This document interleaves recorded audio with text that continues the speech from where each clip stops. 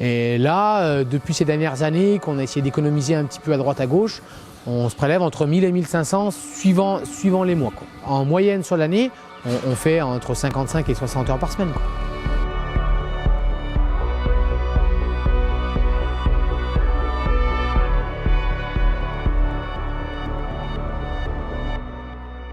Déjà mes parents faisaient ça, bon j'ai baigné dedans tout petit. J'ai commencé à travailler petit par les terres à 12-13 ans. Je crois, moi, les premières difficultés économiques que j'ai eues, c'est en 1992, parce qu'il y avait eu la grève des routiers. Je ne me rappelle pas, ils avaient barré les routes, et il y avait eu des denrées périssables, notamment les pêches, qui avaient pourri dans les camions frigo. Et donc, on n'avait pas été payé, ça s'était abîmé dans les camions. C'était ingérable, surtout qu'on n'avait pas de structure, étant donné qu'on n'a pas repris d'exploitation, qu'on n'avait pas de bâtiment, on n'avait rien. Dès le début, en fait, il y a eu une conjonction d'événements un petit peu difficiles. Déjà, ce projet-là était déjà énorme et il fallait vraiment pas trop qu'il y ait de cailloux sur le chemin pour arriver à le mener à bien, parce que ça demandait des investissements qui sont forcément énormes. Voilà, techniquement, ça passait, mais on savait que ça serait dur. Mon père est agriculteur, mon grand-père est agriculteur, mon arrière-grand-père est agriculteur. Et en fait, j'ai baigné dedans depuis que je suis tout petit et pour moi, c'était une envie, une vraie envie, quoi. Aujourd'hui, j'ai aucun impayé sur l'exploitation et je dois de l'argent à aucun fournisseur, clairement. Ça nous est arrivé quand il y a eu la crise laitière où on devait de l'argent à des fournisseurs et on s'était dit avec mon père que si on s'était donné un palier, on s'était dit que si on en devait plus, on prendrait une décision d'arrêter la production, clairement, parce qu'on ne voulait pas être dépendant de tout ça et devoir de l'argent et se noyer dans des dettes. Qui dit se noyer dans des dettes, on sort plus de chez soi, on a peur, on a honte et on ne voulait pas en arriver là. J'ai travaillé 10 ans dans l'industrie du cuir et au bout d'un moment j'en ai eu marre, je me suis dit peut-être que ça serait intéressant de faire autre chose. À ce moment-là, mon père prenait sa retraite sur l'exploitation, mon frère voulait s'installer. Et je me suis dit, bah tiens, on pourrait s'installer tous les deux ensemble. Ouais, c'est ce qu'on a fait. Alors, les difficultés, on en a rencontré, je dirais, un peu tout au long du parcours, qu'on a surmonté les unes par les autres. Les prémices, ça a été cette réorientation de fraises qu'il a fallu... on faisait de la fraise pendant un mois, mais on a dit, on va la faire pendant 2 mois. On va la mettre sous tunnel. Donc, ça veut dire qu'à chaque fois, on a intensifié un petit peu. Hein, c'est-à-dire qu'on mettait un peu plus d'argent en amont et il fallait mettre un peu plus pour être sûr d'avoir le résultat. Donc ça, il y avait une obligation de résultat déjà. Quelqu'un qui s'installe hors cadre familial, déjà il y en a et c'est bien, mais c'est un petit parcours du combattant. Nous, on n'a aucune fortune personnelle, on a démarré avec zéro. On a emprunté tout, la totalité. J'ai été forte sur ce coup-là parce qu'on a emprunté 2 millions d'euros avec 26 000 euros d'apport.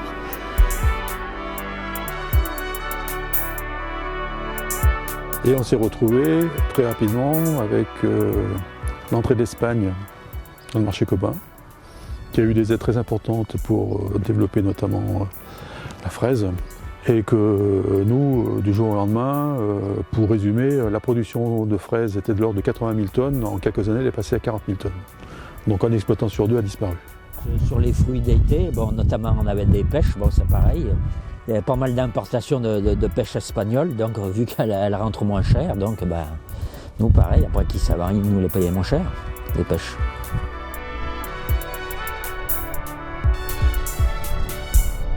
Non, faut être honnête, je n'étais pas un salaire. Hein. C'est un peu difficile quand on arrive à plus de 30 ans avec 2 enfants, mais ma mère m'a donné sa carte de crédit et puis elle a fait les courses pour nous pendant 2 ans. Enfin, ils ont assuré notre survie pendant 2 ans. Dans la première année, j'ai réussi à dégager un salaire, et la deuxième, troisième année, j'ai pas eu de l'argent, tout simplement. Voilà. Donc là, ça devient catastrophique, parce que non seulement vous dégagez rien, mais en plus, vous êtes en train de manger les réserves que vous avez constituées pendant 25 ans. Donc là, ça devient pas marrant. À côté, je vais faire du travail à l'extérieur, chez un agriculteur. Donc, je suis rémunéré. Ça me fait un complément de revenu. La première des démarches, c'est que je suis partie travailler 4 ans en Suisse. J'ai eu un poste de directrice financière dans une boîte qui faisait de l'immobilier de luxe. Et ça a permis d'éviter de tout perdre. des aléas climatiques, bien souvent de la grêle, des épisodes de grêle. Ça fait une grosse cicatrice sur les fruits. Donc ils ne sont plus classés en première catégorie, donc en deuxième catégorie. Et donc après, vous les payez à coups de lance-pierre, parce que personne à l'heure actuelle veut de fruits avec des défauts. Donc c'est payé à quelques centimes d'euros le kilo. Vous n'avez pas assez d'argent à la fin de l'année pour boucler, tout simplement. J'ai retrouvé de mon arrière-grand-père des relevés de lait convertis en anciens francs. On arrive au même prix du lait aujourd'hui. Donc c'est pour ça que l'agriculture laitière aujourd'hui est très compliquée, parce que le prix du lait nous est payé au même prix qu'il y a 30 ou 40 ans. Mais par contre, les charges sont complètement différentes, quoi. Aujourd'hui, clairement, mon salarié coûte plus cher à l'exploitation que moi je coûte à l'exploitation. Parce que ramener autant de travail, tout compter, hein, les charges, son salaire, rapporté à l'heure travaillée, il coûte plus cher que moi.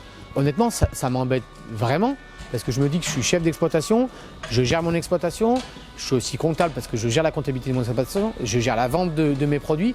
Aujourd'hui, je gagne moins que lui, mais je me dis que si lui, il n'était pas là aujourd'hui, l'exploitation, elle ne pourrait plus exister. Ou alors si, elle pourrait exister, mais je travaillerais de 3h du matin à 22h le soir, et j'aurais plus de vie de famille, et aujourd'hui, c'est pas ce que je recherche, quoi.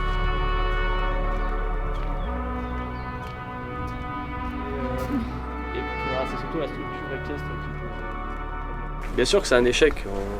Personne n'a envie d'être en redressement, et en plus c'est la résonance aussi du redressement, c'est-à-dire que c'est affiché, enfin c'est aux affiches le redressement, donc tout le monde est au courant qu'on est en redressement.